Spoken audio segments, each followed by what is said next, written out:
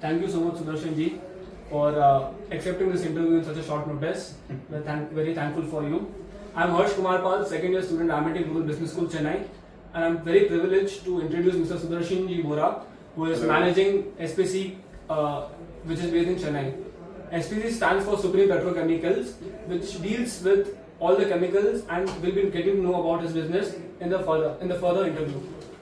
I'm also very thankful to our director ma'am, our dean sir, to provide us with this wonderful opportunity, and also Nisha ma'am for our constant guidance and support throughout the project and assignment. I, Harsh, am representing Team Namo. So, sir, by any chance do you can guess what does Team Namo mean? By Team Namo, I'm guessing not Narendra Modi. Obviously not.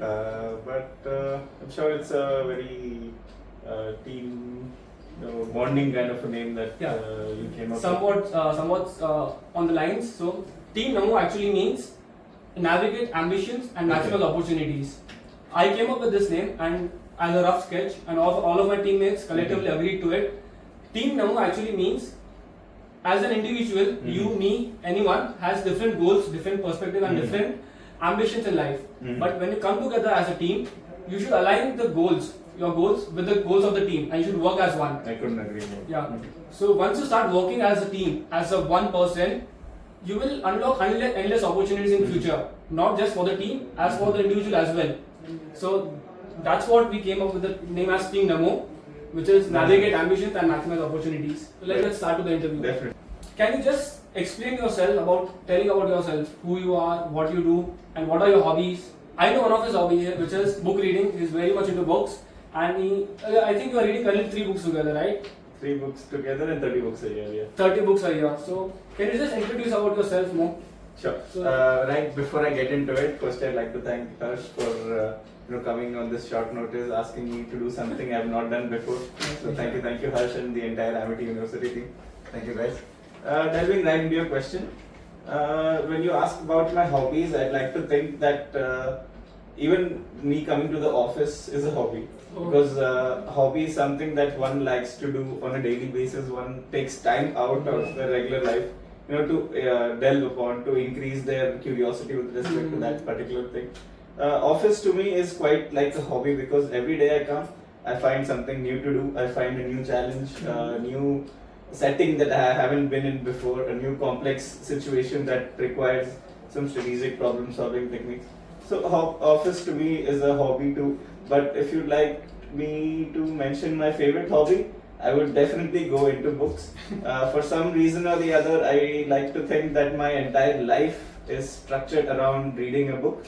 I try to structure my life, my daily routine, my monthly plans in a way that I get as much time as possible to read a book or to listen to a book. I do not go specifically into I have to have a physical book in my hand. I do not mind a Kindle, I do not mind an e-book, I do not mind an Audible, because as long as it helps me, gain that extra knowledge, that extra insight, that extra story, that extra bit of history that I can, tinkle my brain with at night, it's all good for me. Straight to the next question again. Since this is a family-run business which was started by your dad, Harsh Jain Bohra, what's it like being the second generation to take over? Let me just give a little brief history. I think a lot of the people who are in the family business space, who are some way or the other feel pushed down through this rabbit hole to do something that has already been decided generations ago. Papa ka hai to karna hai. Papa ka hai to karna hai. So when I was young again, I used to struggle with this question, what do I really want to do in life? Do I want to come and sit in this office every day of my life, or do I want to find something that really ignites me? Over the course of my life, over the course of all the things that I've come across, it has shown me that for some reason or the other, maybe the people who have taken decisions for you are not that wrong, right? Yes. Maybe your dad, your grandpa, who told you, maybe if you come to the office tomorrow, it will be nice. Yes. Maybe they do a bad decision because that is what they learned all through their life. That is what they saw happening through their life, and for some reason or the other, it paid off for them. It paid off when it came to building wealth. It paid off when it came to having a stature in society. It paid off when thinking that they have a free life when compared to someone who goes a 9 to 5. Yes, obviously. Talking about myself, it was, say, I did my BCom honors from Christ University, Oh. and even until I finished my BCom, I did not really know if I really wanted to get into the business. I did not really know if I wanted to, follow the footsteps that are laid before me. But then someone very wise, who I am happy to call a friend, they suggested something. They gave me a small anecdote, which went something like, what do you really like in life? Do you like books? Do you like talking to people? Do you like managing complex situations? Find that in the place where you go to work. Find that in the place where you think you have to come down to, or where you think you have to do you have to spend your daily life. I found that I really like to talk to people. I really like to manage complex situations. I really like to, for some reason or the other, find ways that I can lead. I can push people forward. And I found, okay, Supreme Petro is a place where I can talk to people. I have to find customers. Supreme Petro is a place where I can lead. I have to lead a team of salesmen, of accountants, of labor staff, of warehouse staff, so many different departments. Yes. And it's a place where I can always find something new to do, which is also one of my most favorite hobbies. Always finding something new to do. And it came to me over a span of, say, a year, that if I really want to, if I really find myself equipped enough, I can find all those things that I want to in this place that my dad set up for me. And for better or for worse, I happened to, take the help of Supreme Petrochemicals and really push the company forward. I took the chair in 2018, right after I finished my masters. Okay. And since then, it's been, I think, 7 years. 7 years handling the business, trying to grow the company. In the last 7 years, we've doubled our staff. We've more than tripled our turnover. We've more than doubled our products that we serve. So I'd say it's a pretty good win-win situation. So can you give us a brief history of your educational background? You have been through, like you have said, you have completed your BCom from Christ University, and where did you get your masters from? Okay, I did my BCom from Christ University. Again, I did not know why I did my BCom because I did not have a clue what I wanted to do. So going out of Chennai was a good thing to do back then, like all of us who want to go out of Chennai. Yes. So I did my BCom from Christ University, and say along the first year or the year and a half, I found something called as blockchain technology, Bitcoin and cryptocurrencies back in 2015. And since then it really increased. That was pretty earlier. Yeah. In that time. Yeah, during the first time I remember seeing Bitcoin, it was 75,000 rupees per Bitcoin. It's almost 80 lakhs. Yeah, today it's 80 lakhs. So that was one of the first times that I discovered this technology. At first, I'd say it didn't intrigue me. I just thought it was some magic, fancy internet money. But pretty soon I discovered the Bitcoin P2P white paper. Then I read a lot more articles on it. Then I saw a lot more videos, the applications that blockchain technology brought, not just cryptocurrencies. And that became, my full-time go-to thing. BCom became my hobby. I went to college at 9 o'clock, came back at 5. But then also the day, what was running in my mind was blockchain technology. After finishing college, I did my master's in digital currency and blockchain technology from the University of Nicosia. It's in a small country called Cyprus in Europe. And at that time, it was the only university in the entire world that offered a course on blockchain. So when I finished my course in blockchain, I was, I think, probably the second guy in India to have a degree in blockchain technology. And since then, I founded a blockchain consultancy in the name of Reverse Asset. I wrote 500 articles on the topic, also 2 books on it. And I'd like to think I want to give more time on it, but then Supreme Petrochemicals mein abhi time bas gaya. So yeah, I'd like to come back to it later on in life.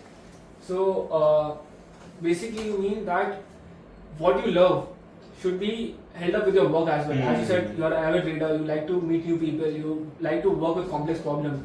So in Supreme Petrochemicals, you are able to do all of these things while managing the business as well. Yes. So that's the one point you would like to give to That's the beauty of finding things that you love in the place where you work. Great. So that's actually difficult, but you have found it's very great. So next, let's talk about your company. What does your company do? Supreme Petrochemicals, by the name gives off half the work definition, we deal in several hundreds of industrial chemicals, majorly petrochemicals, which are based from crude oil. When my dad started the business, there were these 4-5 chemicals, that were used across a varied range of industries. And he got that knowledge from a lot of people working at a lot of places. And he decided, if I choose these 4 chemicals, it's a safe bet because the demand is always there, and the people who want to buy these products are always there. They're always consistent. Always consistent. Yes. So it's used everywhere. Like Fevicol is used everywhere. Yes. These chemicals are used everywhere. So he started the business like that. Slowly, as he started serving his customers, the customers told him that you do these 4. Why not you do this as well? I want this. And some other customer told, why not you do this as well? I want this. And ऐसे करते we went up, and today we deal in across, I'd like to say 20 to 40 to 50 types of chemicals. We maintain stock of these chemicals in food. We have gone through the introduction of yours, your brief history about your education, introduction about your company. So let's dive straight into your business. What is your business model and how does your business work? So the first question I would like to ask you is, what is the core business model of SPC? The core business model, I'd say, is we try to maintain a bulk quantity of stock of a varied range of chemicals, which allows us a price advantage when we buy those chemicals, because buying huge quantities gives us a good price to buy it for, and at the same time it gives the customers a good advantage with respect to their costing as well. Yes, because by buying at a lower cost, we are able to pass on that subsidy to our customers, to our clients as well. And customers have great confidence in us because we have these chemicals on a bulk stock at any given point of time, irrespective of the market going up or down. We are here to serve our customers, and if say the prices are down right now and we have bought it at a higher cost, we still supply those chemicals because first and foremost we want to be available for our customers at all times. If we are available for our customer at all times, irrespective of the market demand, market going up or down, the customers have confidence in us, saying even if the prices are going up, we would like to go with SPC because SPC has given us that advantage with respect to everyone else in the market throughout the years. Yeah. So a small question from this answer. Let's say the market of nitrogen chemical, any compound of nitrogen. So the prices of the chemicals are down. Let's say it's 50 rupees a kg and you have bought it at 70 rupees a kg. And if I were to buy from you, what price would you sell it to me? Like, will it be 50, which is the current market price, or which is 70, your cost price? Again, the price which we sell at depends on the quantity that you require. If it's say a bulk quantity, and if we say we get an advantage with respect to having rotating the stock in the market, having our money rotated in the market. By rotation, I mean we can sell it at a lower cost and then buy it at an even lower cost again. If we get working capital, if we get to rotate our working capital, then we would like to offload that product to the customer, because our customer firstly wants the product, and secondly we have to continuously keep track of the market demands, the market up and down, and what trend. Say with respect to nitrogen, we supply nitric acid. Take the example of nitric acid. What we have to constantly keep track of what nitric acid is doing in the market, what the international standards are, how much is getting imported, how much is getting exported, how much is getting manufactured in India, and what is the gradual trend, say over the next few months. If we see clearly that nitric acid is on a downtrend, and the customer wants a couple of tons today, so we would try to see what price we can give it at. If the current market price is 50, we will obviously have to offer at 50, because again, this is a very competitive market, a cutthroat market. If we are not there to supply, someone else is there to supply. So we would immediately give it at 50 and then try to find advantages with respect to buying nitric acid at a lower cost than 50, which averages out our losses, and in the long run gives us a better price advantage with respect to everyone in the market. Got it. And this also strengthens your customer base as well, because they can entrust you and stay loyal to you, and they can trust the company that in any time, in any market condition, we can go to SPC, get our deal done, and get our materials whatever we required. Yes. So, as you mentioned, the market is very cutthroat market. the chemical market. But I feel that the entry to chemical market is very difficult, be it in terms of supplier, logistics, warehouse, which I mentioned earlier, like the cold storage, the proper maintaining of the explosive chemicals. This is a very competitive market to enter into. So, what's your outlook on the market which is currently? Because if, let's say, if I were to enter into this market, it will be very difficult for me. It will at least take me 6, 7, 8 months of research, connects my money also, huge amount of capital. So, what's your outlook on the market? And as you said, Harsh, I'd say the barrier to entry in the chemical market is majorly the capital. The more capital that you can bring, the more products that you can have stock of, and the better prices you can buy them at. Which means the more you buy, the lesser price you can buy it at. So capital is a major barrier to entry in this market. Anyone who wishes to get into the trade of chemicals or the manufacturing of chemicals is bound by how much capital they can get into. That is a major barrier to entry. But when you say the outlook of the market, I'd say the chemical market is an ever-growing market and a never shutting down market. Just giving the example of COVID again. When COVID started, I think March 21st was the day government announced shutdown. March 21st, 2020. 2020 was the day government announced COVID shutdown. On March 24th, our company was up and running again. Because there was constant demand in the market. All the pharma manufacturers, all your milk companies wanted to make their plastic pouches. All your Tetra packs, all your juice companies wanted to have their packaging materials ready. All your paper companies wanted to be sure they could supply to everyone who's manufacturing food and pharma products. So 24th we were up and running, and I'd say over the last 25 years that 26 years that my father has been into this business, and over the last 7 years that I've been into this business, we never saw a shortage of demand, a shortage of people requiring chemicals. Yes, we did see price slumps, we did see price hikes, we did see a lot of up and downs. But the demand was always there. Why? Because people still need your papers, people still need your food products, and people still need your pharma products. So we supply to companies that are into manufacturing the basic necessities of life, the basic necessities of everyday business. So I'd say the demand is always there, and as a business, we are always growing. So for newbies like us, we are still in second year pursuing BBA.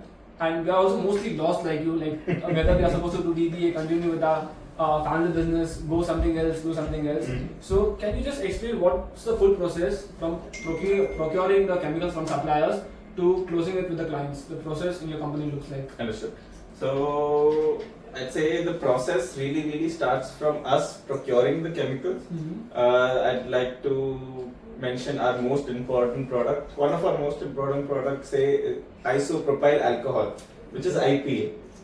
Say sanitizer ka main raw material is IPA. Okay. So I take the example of IPA. Got it. Firstly, we procure IPA from distinguished manufacturers. IPA is a product that is manufactured by a lot of factories around the world. In India as well, Deepak Fertilizers is the biggest manufacturer of IPA in India.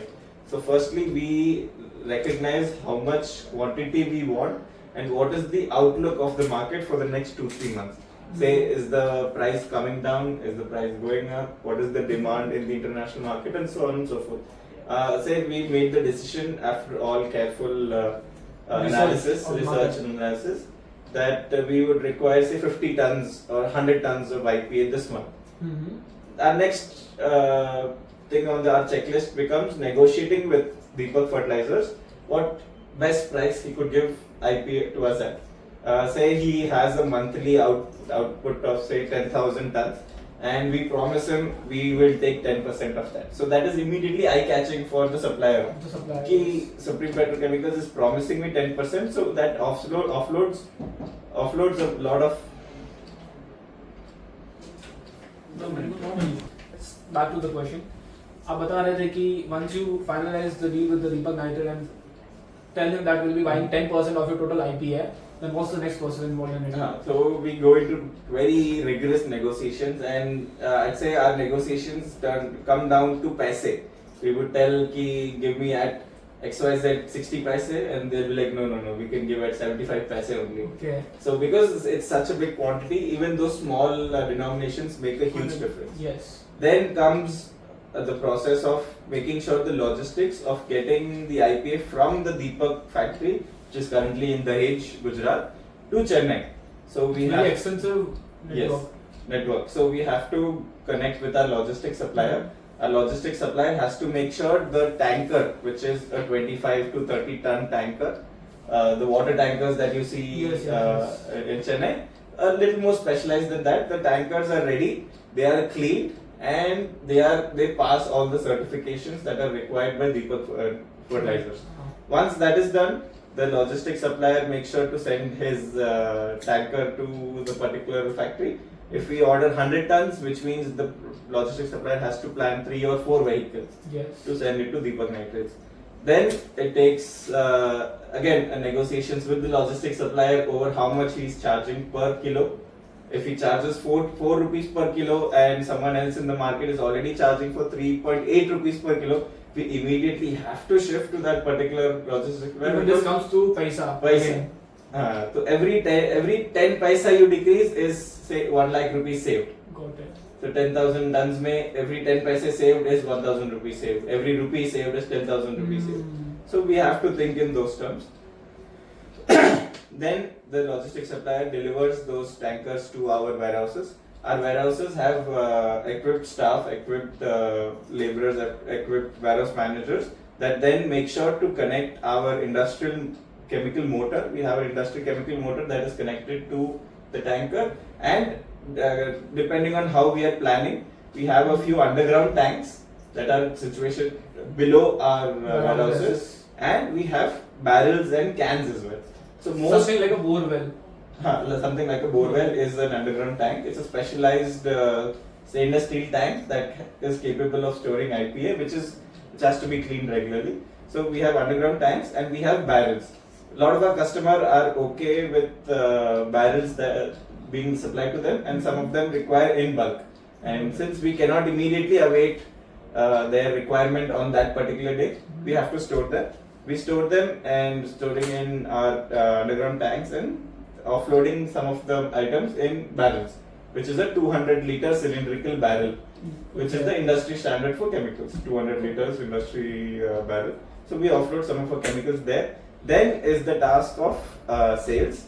We have a few already recognized dependent customers that we have that have a continuous month-on-month requirement, which is again the customers that you have in mind when you order say 100 tons of materials. You have to have a backing for those 100 tons. So we have customers that have continuous demand for IPA. We make sure to get on calls with them to negotiate prices. Again, to negotiate those 10 paise, 20 paise, 50 paise, and finally get our orders. So while putting the costing for IPA, say we buy it even at 10 rupees. 10 rupees is not the price of IPA. For the example, say we buy IPA 10 rupees, we then have to calculate the cost, logistic cost, the cost of purchase, which is again the cost of you putting in your time to negotiate, to talk to Deepak Fertilizer and to get your prices down. You have to add the cost of purchase, the cost of logistics, the cost of transferring material from your tanker to your warehouse, which is your underground tankers and your barrels. Why? Because your labor also comes at a cost. 100%. So that cost has to be calculated. Then with one of the most important costs that say a lot of people who are new into this business miss out is the cost of evaporation. A lot of these chemicals have a cost of evaporation attached to them. Some say IPA has a very low boiling point when compared to other products, which means that when exposed to say direct sunlight, some of the IPA will just evaporate into nature. And we have to take percentages of each chemical and how much they are evaporating over say a period of time. So you have to put into your evaporation cost as well, and then your cost of sales and your cost of delivery to your customers. I'm so sorry. Your cost of delivery to your customers. All these costs have to be taken into account and then finally added up with a percentage of your profit and a percentage of credit if we provide say 2 to 3 months of credit to some customers, so that credit cost also has to be taken into What account. is your average credit cycle?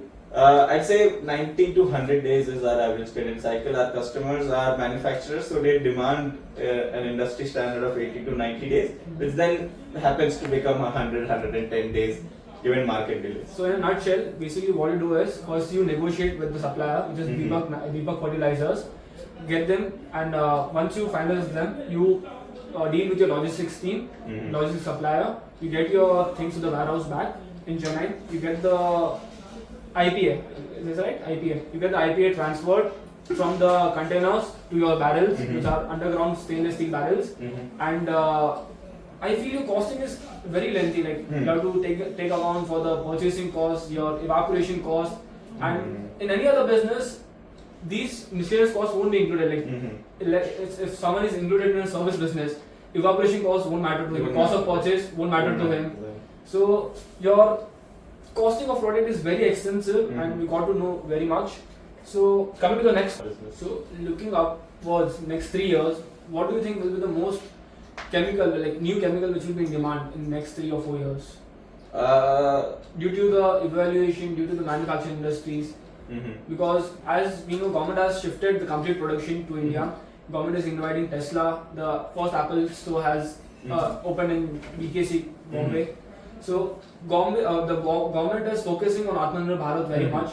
They also allocated a good amount of fund to fertilizers and agriculture industry this budget. So what do you think? What will next 3 years? Which chemical will be most popular or in demand? I'd say taking the flip side of the coin.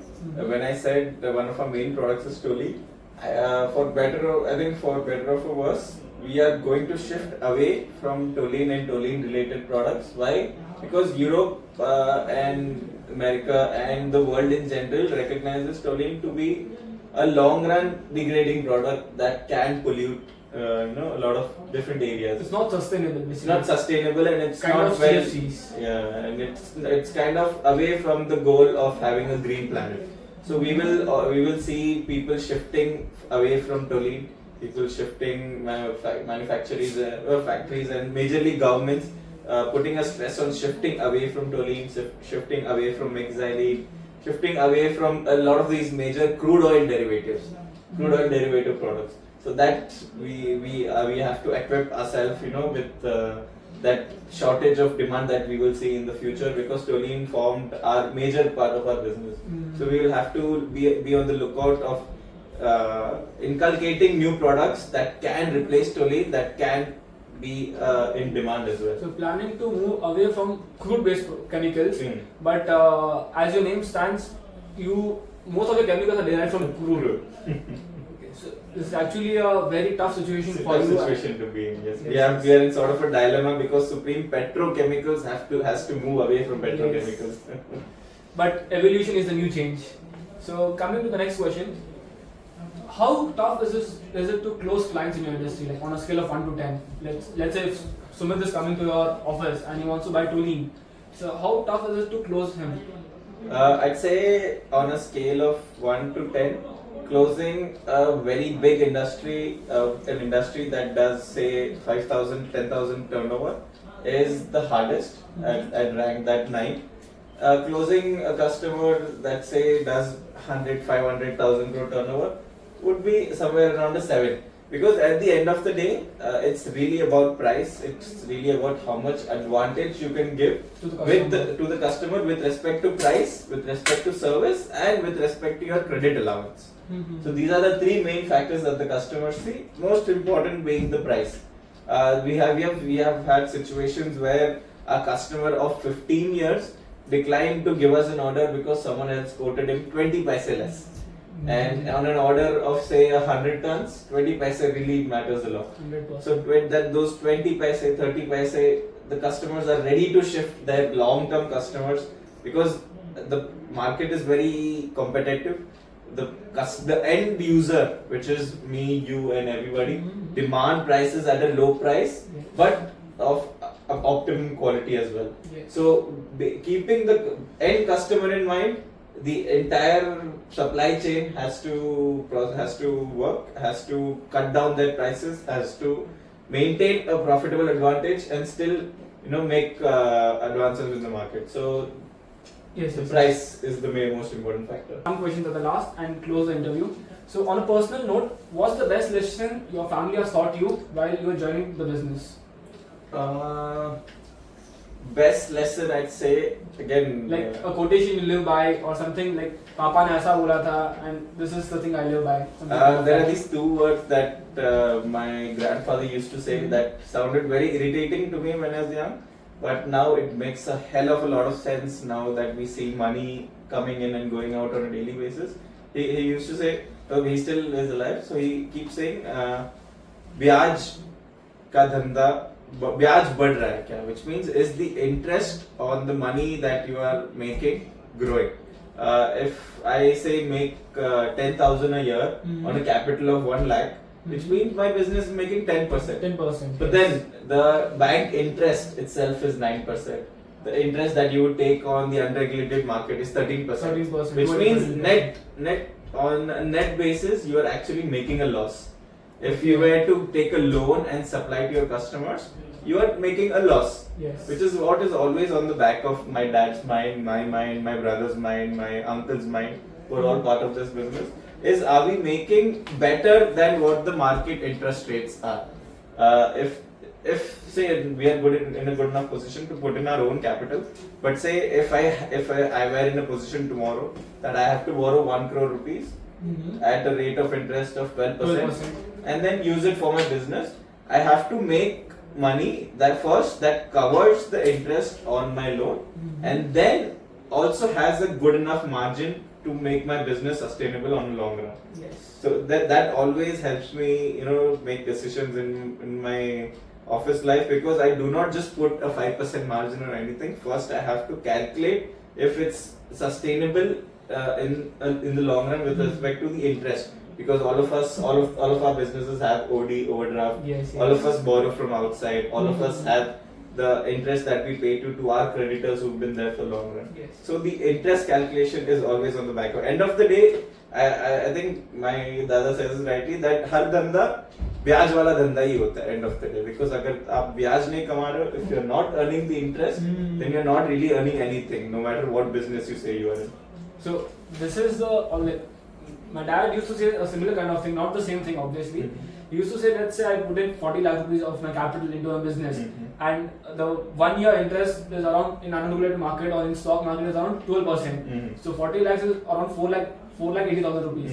And if I'm not able to cover that interest and build up a good profit margin, my business is making a loss. It's making a loss. True. So if you can't cover the interest, if you can't add your margin over the interest, you are not able to sustain the business in a long run. So this is a similar kind of thing my dad used to say. I think we, being in Marwadi families and family business families, are fortunate to have this kind of advice and mindset, and this inculcation since you are young. Think of you being 3 years old and 25 years old today. You being told every day of your life that interest. So it really leaves a mark on your brain. And one more thing, like this is something I have noticed myself. Like our dads, our grandfather used to say something which is good for us. From early age we think, क्या बात कर रहे, क्यों बोल रहे हैं? This is not making sense. This is irritating. But at a point, once you reach their age, or once in a point where you get matured enough, you feel that once you walk in their shoes. Once you walk in their shoes, once you get in their chair, so you feel that he was saying the right thing. I was just immature and back answered him. I was not following his guidance. So this is very common among our youngsters in today's generation as well. Like Papa बोल रहे रात को मत जाओ. Even like Papa साथ दोस्त जा रहे, we are going together. So in long run, this is not good. But today's generation is different from the generation we had earlier. So one advice you would like to give to students of my age, which is around 20. So I'd say take time to also not follow your dad's advice, to also not follow your grandfather's advice, because if they are giving an advice, it is coming from years of experience. You being a generation of the internet, a generation that has AI, that has knowledge on their fingertips, it is very easy for us to push their advice by, push their lessons by saying हमको तो already पता है. If you know already, take some time out to not listen to their advice and make mistakes. Once you fall 4 times, once you fall 5 times, sixth time you will form a midpoint where you take their advice as well with your own experience of making those mistakes and come to a solution yourself. It is very important for us to come to conclusions ourselves, which is what I always try to tell my friends, my sister, brother, my cousins that I know. Our dad's generation, which is millennials, and we are Gen Zs. So the gap between Gen Zs and millennials is very much like we have introduction to AI, we have IoT, we have internet. They didn't have such privileges during their time, but though they are doing very good in lives. Someone be at a job of 9 to 5, someone building a business, someone going up and starting a startup, and they had very few choices. As your dad said, like to office, Aja, you come to the office. But we as students, we have multiple choices. Like I can go to the office if I want. I can start something of my own if I want. I can I can join a job if I want to, and I have a free hand. But I feel that this free hand often confuses us, and we're not able to understand what is the right choice, because even our dad and our parents don't have experience of our time because they are not from our time. So even the advice which they give, like being today's parents, what they feel is they should give a free hand to their kids and let them do what they want to do. But we being in a position that we're not able to decide where to go, what to do, what not to do, because we have free hand, free choices, freedom of choices we can do. So what's your take on this? So I'd say we suffer, this particular generation, myself included, suffer from this problem of too much, of too many options, too many choices, too many courses to do, of yes, too many businesses to look at, of too many stocks that you can see, of too many books to read, of too many experiences to go to. So we are in this generation that fortunately, unfortunately, have too much things in our hand and a very short lifespan. In my younger days, in my school days, it really used to bother me. I cannot read all the books in the world because my life is too short, or I cannot do all the treks that I want to because my life is too short. Living out my life, coming forward, coming up with so many experiences, I developed this small, very nitty, very easy kind of a trick wherein, I have 10,000 choices. I will list those 10,000 choices on an Excel sheet, on a paper, on a book, wherever. What is the thing that is not immediate to me was what I would strike out first.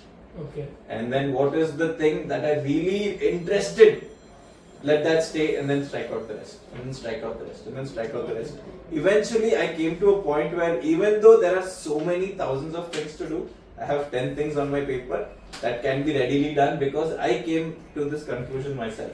So this is my solution. I urge everyone to form their own solutions, to form their own conclusions, wherein irrespective of the 1,000 things that are bombarding with your phone, with your email, with your friends, with your Instagram stories, with your LinkedIn posts, find things, list down all of them, but then come back to those things that are really important, really crucial, really interesting today. Eventually you will find a path forward. Great insights. Last question. Any 5 things you would suggest us and young students who are planning to be an entrepreneur, join a family business, or just do a job of 9 to 5? Any 5 things like you should do LinkedIn, you should network with people. So what are the 5 advices you would like to give us and our college students so that who are not even present here will get to know more and can become not exactly like you but somewhat like you? No, please don't become like me. I do not sleep at night. but I'd say there's this thing that I come back to, which is called the 1% thing. The 1% club you want to call it, or the 1% fraternity you want to call it, whatever. All of the things that I try to do in life, for some reason or the other, it comes to me that I have to be the top 1% to do it. There are some very, very easy things in life today that if you do it, you by default become the top 1%. Yes. For example, as you said, this generation has so many issues going on with it. Say you take the time out to meet 10 new people a day, that is the 1% thing. you take time out to read 5 pages in a book. That's 1%. 1%. No one reads today. No one, takes time out to have patience to go through something that someone has spent decades probably researching. So if you read five pages in a day, that's a 1% thing. If you meet 10 people, that is a 1% thing. If you are part of a reading club, a dance club, a page on YouTube that gives really nice courses, that is a 1% thing. Any 3 specific things, like I recently met a mentor who said me that for your career, LinkedIn is the best social media you can use. Okay, so it's almost been 1 month.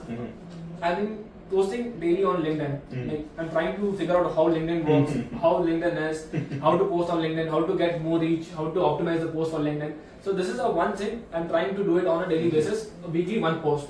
So what are 3 things you urge us to do on a daily basis so that we can be the top 1% amongst all? Okay, one I would really suggest all of you have a very own personal branding page, be it a LinkedIn, be it a personal website that you have on your own, or be it your own business profile. Have a page that you made yourself to portray to the world. LinkedIn is a platform that is easy to use because it already has those structures available for you to edit. Say you can have your own website. Someone I know has their own website by their own name, say www.xyz.com. And whenever they tell that to people, that itself strikes, okay, why does he have his or her own website? So that's a nice thing to do. Having your own branding page, that's a nice thing to do that I would suggest. Second, have a very good social media presence. Bifurcate your social media in a way that where you have fun, but on the other side where you do work, where you do social work, where you do productive work, it is on a different level, different platform itself. I've seen people mingling all of them together, and so say I scroll through Instagram and I find this particular person, I'm not really able to pinpoint what that particular person does. Because it is very important in the day of the internet to pinpoint what you do. These 1 thing, these 2 things, these 3 things that you do. I can see you're having a roller coaster, and on the next page you are in a meeting, and on the next page you're going on a trek, and on the next page it's family photos. So it becomes very difficult for a person looking at your profile to understand what you're trying to do. So bifurcating all your social medias helps a lot. So create a niche and follow that. Follow that. Yes. So thank you so much for your time. I think it's almost an hour. I'm speaking and we have learned a lot of things about you. And I think the video will share on YouTube as well, and we're sharing the link as well. Definitely. And I think students of our Amity University will be able to learn the same thing which me and Sumit is learning today. And it's a great insight. Like I've never met a person who is into chemical business, who's a book reader who reads 300 books a day, and No, 30 books a year. Sorry, my bad. 30 books a year. So we got a lot of things to learn. We got good advices, what to follow, what not to follow, the market competitiveness, the market outlook, and overall it was a good interview. And we are very thankful for your time, for your presence, and for your information which you have shared with us. Thank you so much. Thank you so much. Thank you so much, Harsh. Thank you so much. Thank you.